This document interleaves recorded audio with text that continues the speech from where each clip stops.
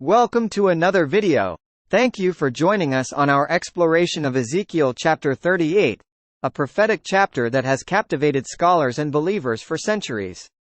Ezekiel chapter 38 is a part of the Old Testament in the Bible and is part of the larger book of Ezekiel, which is attributed to the prophet Ezekiel.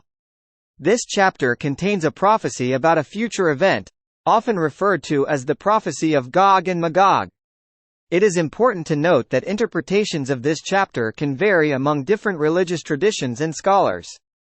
Here is an explanation of Ezekiel chapter 38. Introduction.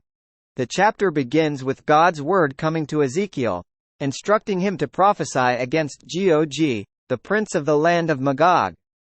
Gog is a symbolic figure representing a future enemy of God's people. Nations gathered against Israel.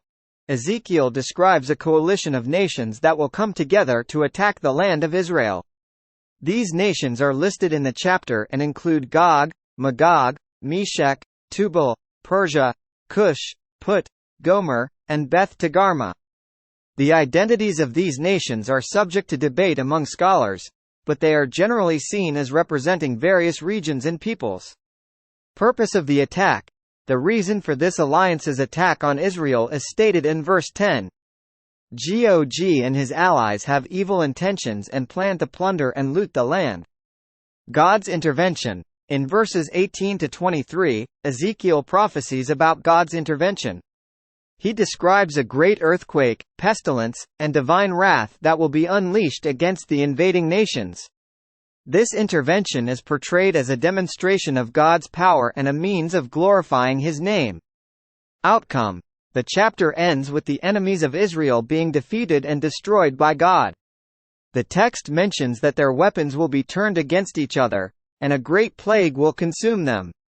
This victory will serve as a sign to the nations that God is the Lord. Interpretations of Ezekiel chapter 38 vary among different religious traditions. Some view it as a prophecy yet to be fulfilled, anticipating a future battle or conflict involving the nation of Israel. Others see it as having been fulfilled in historical events, with Gog and Magog representing ancient enemies of Israel. It's essential to recognize that the interpretation of prophetic texts like Ezekiel chapter 38 can be highly speculative, and different scholars and religious groups may have their own perspectives on its meaning and timing.